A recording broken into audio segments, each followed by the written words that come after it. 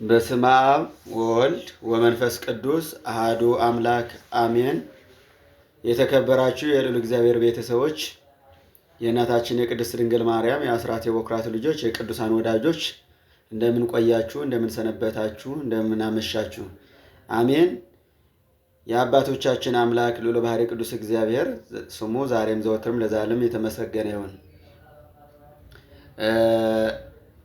ዛሬ የምናየው የመጽሐፍ ቅዱስ ጥናት ነው። መጽሐፍ ቅዱስ እንዴት ነው የምናጠናው የሚለውን እናያለን ማለት ነው። መጽሐፍ ቅዱስ እኔ አሁን ዛሬ የማሳያችሁ ፍቱን መድኃኒት መጽሐፍ ቅዱስ በቀላሉ እንዴት ነው አጠቃላይ ይዘቱ እንዴት አድርገን ነው ማጥናት የምንችለው የሚለው ነገር ነው። በየክፍሉ እየከፋፈልን ከኦሪት ዘፍጥረት ጀምሮ እስከ ዮሐንስ ራእይ ያለውን በብሉይ ኪዳንና መጽሐፍ ቅዱስ በሁለት ታላላቅ ክፍሎች ይከፈላል፣ በብሉይ ኪዳንና በሐዲስ ኪዳን። እነዚህን ትልልቅ ክፍሎች ላይ ደግሞ በእያንዳንዱ ለምሳሌ በብሉይ ኪዳን ላይ በአራት ክፍሎች ይከፈላል፣ ሐዲስ ኪዳንም በአምስት ክፍሎች ይከፈላል። እነዛን በየክፍሎቻቸው ደግሞ የተለያዩ መጽሐፍቶች አሉ። አጠቃላይ 80 አሃዱ መጽሐፍትን እንዴት አድርገን ማጥናት እንችላለን የሚለውን ባጭሩ ሃይላይቱ ነው የማሳያችሁ። ለዛሬ የማሳያችሁ ሃይላይቱ ነው። ቀለል አድርጌ በቀላል ማጥናት እንደምንችል እንዴት አድርገን ነው ለሚለው ትርጓሜው አንድምታው ምስጢሩ ከሊቃውንት ከአባቶቻችን ከቅዱሳን መጽሐፍት እያነበብንም እየተማርንም እናውቀዋለን፣ እንማረዋለን። እኔ ዛሬ የማሳያችሁ ግን አጠቃላይ መጽሐፍ ቅዱስ እንዴት ነው ማጥናት የምንችለው የሚለውን ነገር ባጭሩ ማለት ነው የማሳያችሁ። እነዚህን ሁለት ትልልቅ ክፍሎች መጽሐፍ ቅዱስ ማለት ምን ማለት ነው፣ መጽሐፍ ቅዱስ ከሌሎች መጽሐፍት እንዴት ነው የሚለየው፣ የመጽሐፍ ቅዱስ ዓላማ ምንድን ነው፣ እግዚአብሔር አምላክ ስለምንድን ነው በመጽሐፍ ቅዱስ ያስተምረን የፈለገው የሚለው ነገርና የመጽሐፍ ቅዱስ አሳያይማቸው። ከዛ መጽሐፍ ቅዱስ በስንት ይከፈላል? በሁለት ይከፈላል፣ በብሉይና በሐዲስ። ብሉይ ኪዳን ደግሞ በአራት ክፍል ይከፈላል። በስንት በምን የሚለው እናያለን። ሐዲስ ኪዳንም በአምስት ክፍል ይከፈላል። እነዛም በዛ ውስጥ ያሉ ክፍሎች እናያለን። ከዚህ በኋላ የምናየው ግን እነዚህን ሃይላይቱ ይዞት ካየን በኋላ በየክፍሉ እየዘረዘር እናየዋለን። እሱም በሚቀጥለው አሳያችኋለሁ። ዛሬ የምናየው መጽሐፍ ቅዱስ ማለት ምን ማለት ነው ከተባለ መጽሐፍ ቅዱስ ማለት የተቀደሰ የተለየ መጽሐፍ ማለት ነው። በዓለማችን ላይ ብዙ መጽሐፍቶች አሉ። የልብ ወለድ፣ የፍልስፍና፣ የጥበብ የተለያዩ መጽሐፍቶች አሉ በዓለማችን ላይ። ከዛ መጽሐፍት የሚለይበት ምንድነው? ቅዱስ፣ ልዩ፣ ክቡር የተባለ ቅጽል ስም ተሰጥቶታል ማለት ነው። ለምንድነው ከሌሎች የሚለየው የሚለው ነገር ለማየት ከፈለግን ቀለል ባለማልኩ 6 ነገሮችን ማየት እንችላለን። አንደኛው አስገኙ እግዚአብሔር ስለሆነ፣ ሁለተኛ ጸሐፊዎች ቅዱሳን ሰዎች በመሆኑ፣ ሶስተኛ የቅዱሳን ዜና ሕይወት የዘገበ በመሆኑ፣ አራተኛ የዕድሜው ርዝማኔ ዘመን የማሽረው በመሆኑ፣ አምስተኛ ስለ ፈውስ ስለወደፊት ስላለፈው ስለወደፊት በእርግጠኝነት የሚናገር ስለሆነ። የዚህ ማስረጃ ለምሳሌ አንዲች ማስረጃ ብቻ ልንገራችሁ። የእያንዳንዱ ማስረጃ አለው፣ ማብራሪያ አለው። እኔ ግን ሃይላይቱ ዝም ርዕስ ብቻ ልንገራችሁ ለዛሬና በቀጣይ በሚቀጥለው በደንብ አድርገን እናየዋለን በተለያዩ ክፍሎች ላይ። ለምሳሌ ስላለፈው ስለወደፊት በእርግጠኝነት የሚናገር በመሆን የሚለው ላይ ለምሳሌ ትንቢተ ኢሳይያስ ምዕራፍ 7 ቁጥር 14 ላይ ያለው ወናሁ ድንግል ትጸንስ ወትወልድ ወልድ የሚለው እነሆ ድንግል ትጸንሳለች ትወልዳለች ስሙንም አማኑኤል ትለዋለች የሚለውን ስለወደፊት እና ስላለፈው በእርግጠኝነት የሚናገር መሆኑን ማስረጃ ማለት ነው።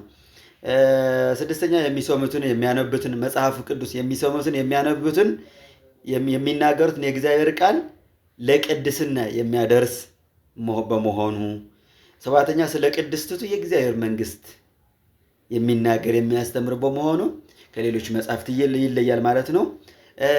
የመጽሐፍ ቅዱስ ዓላማ ምንድን ነው ወይም የቅዱሳት መጽሐፍት ዓላማቸው ምንድን ነው የሚለው አጠር ባለማልኩ በተወሰኑ ክፍሎች እናያለን። ባጭሩ ከረጅም ባጭሩ ማለት ነው። አንደኛው ትምህርተ ሃይማኖት፣ ነገረ እግዚአብሔር፣ ነገረ ክርስቶስ፣ ነገረ ድነት፣ ነገረ ማርያም ማሳወቅ ነው ዓላማው ማለት ነው። መጽሐፍ ቅዱስ ትምህርተ ሃይማኖትን ማሳወቅ ነው። ነገረ እግዚአብሔር፣ ነገረ ክርስቶስ፣ ነገረ ድነት፣ ነገረ ማርያም አጠቃላይ እነዚህን ለማሳወቅ ነው ዓላማው። ሁለተኛ የእግዚአብሔር ቸርነት፣ ድንቅ ስራው፣ ተአምራቱ መግለጥ፣ እነዚህን የገለጣቸው የተገለጡ ነገሮች እነዚህ ማሳወቅ ማለት ነው። የእግዚአብሔር ቸርነትና ድንቅ ስራውን ተአምራቱን መግለጥ ነው ዓላማው። የእምነት ታላቅነት ለመግለጽ ነው። በእግዚአብሔር ያመኑ የቅዱሳን ተጋድሎ ለመግለጥ፣ ለሰው ሁሉና የሚከብደው በእምነት በሃይማኖት ብቻ የምንረዳቸው ድርጊቶችን ለመግለጥ ዓላማው ማለት ነው። የዘላለም ሕይወትን መስጠት፣ ሰዎች ወደ ፍጹም ድህነት ንስሐ መጥራት ነው ዓላማው፣ የመጽሐፍ ቅዱስ ዓላማ ማለት ነው። እግዚአብሔር ለምን በመጽሐፍ ቅዱስ ሊያስተምረን ፈለገ? ለምን በሌላ አላስተማረንም ለሚለው አራት ነገሮችን እግዚአብሔር በመጽሐፍ ቅዱስ ያስተማረን በመጽሐፍ ቅዱስ ያስተማረበት ምክንያት አንደኛ ያመኑትን ለማጽናት፣ ያላመኑትን ለማሳመን፣ ሁለተኛ ያልተመለሱትን ለመመለስ፣ ሶስተኛ ያልነጹትን ለማንጻት፣ አራተኛ በምግባር በሃይማኖት ያልጸኑትን ለማጽናት ማለት ነው። አሁን በሚቀጥለው የቅዱሳት መጻሕፍት አሳያማቸው እናያለን። እንዴት ነው መጽሐፍ ቅዱስ የሚሰየም አሳያማቸው ስያሜያቸው እንዴት ነው ለሚለው ለምሳሌ አንደኛ በጸሐፊዎቻቸው የተሰየሙ መጽሐፍት አሉ። ለምሳሌ በብሉይ ኪዳን መጽሐፈ ኢያሱ በጸሐፊው፣ መጽሐፈ ሄኖክ፣ መጽሐፈ ሳሙኤል፣ ዕዝራ እነዚህን የመሳሰሉ በጸሐፊዎቻቸው የተሰየሙ መጽሐፍ። በሐዲስ ኪዳን ለምሳሌ አራት ወንጌል የማቴዎስ፣ የሉቃስ፣ የዮሐንስ፣ የማርቆስ ወንጌል፣ የጴጥሮስ፣ የያዕቆብ፣ ዮሐንስ መልእክት እነዚህን የመሳሰሉ ከጸሐፊዎቻቸው አንጻር የተሰየሙ በጸሐፊዎቻቸው የተሰየሙ መጽሐፍት ናቸው። አሁን እያየን ያለ ነው የመጽሐፍ ቅዱስ ወይም የቅዱሳት መጽሐፍት አሳያማቸው ማለት ነው። ሁለተኛ ከይዘታቸው አንጻር የተሰየሙ መጽሐፍት አለ። ከይዘታቸው ከያዙት አንጻር ከያዙት እምቅ ነገር ከያዙት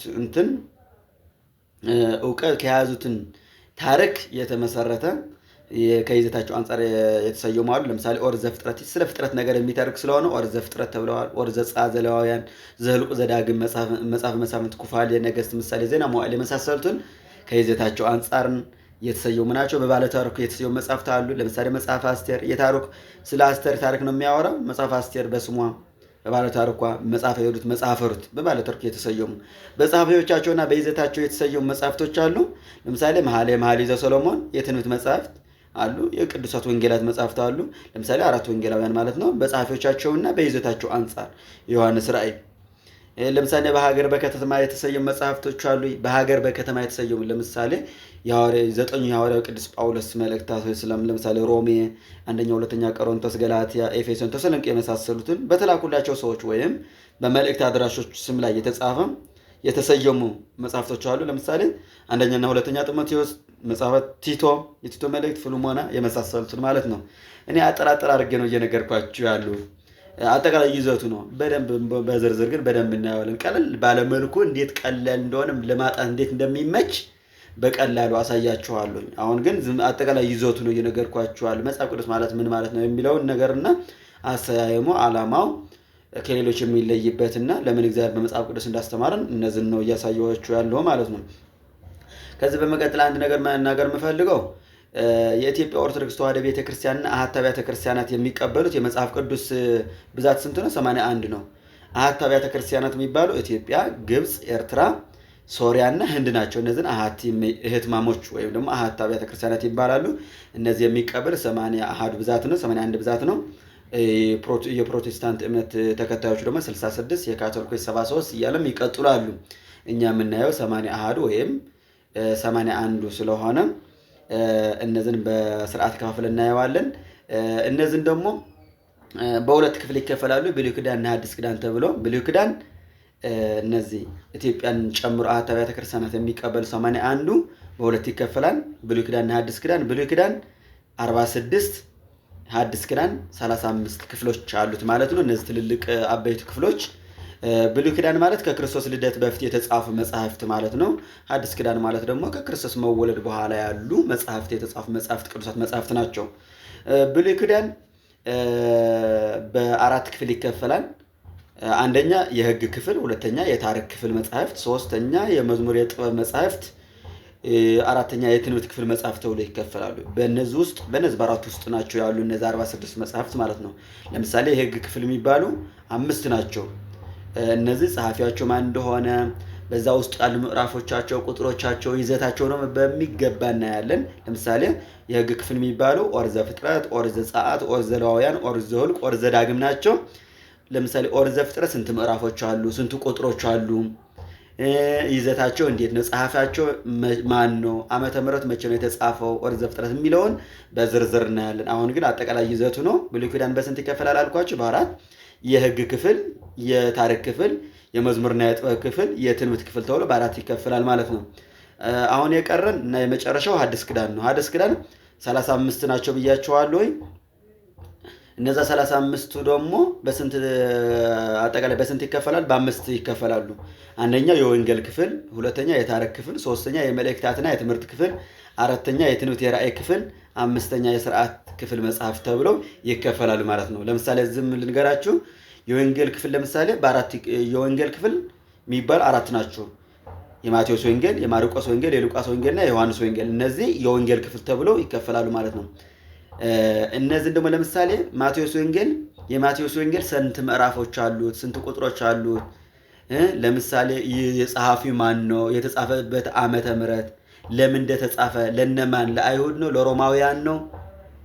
በዕብራይስጥ ነው የተጻፈ? በምን ቋንቋ ነው የተጻፈ? በጽር ነው? በግሪክ ነው? የሚለውን በዝርዝር እናያለን።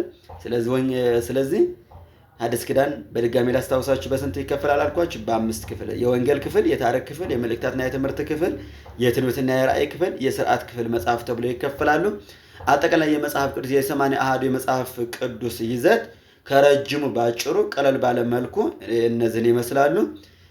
ሞር እንዳልኳችሁ ደግሞ በደንብ ወደ ውስጥ ገብተን ቀስ እያልን በደንብ በሂደት ቀስ እያልን ኦሪት ዘፍጥረት ለምሳሌ በብሉይ ኪዳን ውስጥ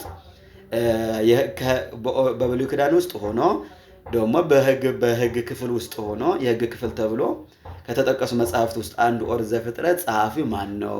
በስንት ዓመተ ምሕረት ነው የተጻፈው? ለምንድን ነው የተጻፈው? የት ነው የተጻፈው? የሚለው በስነ ስርዓት ስንት ምዕራፎች አሉ? ስንት ቁጥሮች አሉ? በስንት ክፍል ይከፈላል? የሚለው ደግሞ በስነ ስርዓት በቅደም ተከተል ቀስ በቀስ እናያለን ማለት ነው። ስለነበረን ቆይታ የአምላካችን ቅዱስ እግዚአብሔር ስሙ ለዘላለም የተመሰገነ ይሁን። እንደምታተርፉበትም ተስፋ አደርጋለሁኝ። በዚህ በመሃል ደግሞ ጥያቄዎችን አዘጋጃለሁኝ። ቀለል ያሉ ጥያቄዎችን ከመጀመሪያ ጀምሮ አስፈላጊ የሚባሉ ራሳችን የምንፈትሽበት ጥያቄዎችን እያዘጋጁ ይሄዳሉኝ። ይህን ይመስላል። ባይ ይመቻችሁ።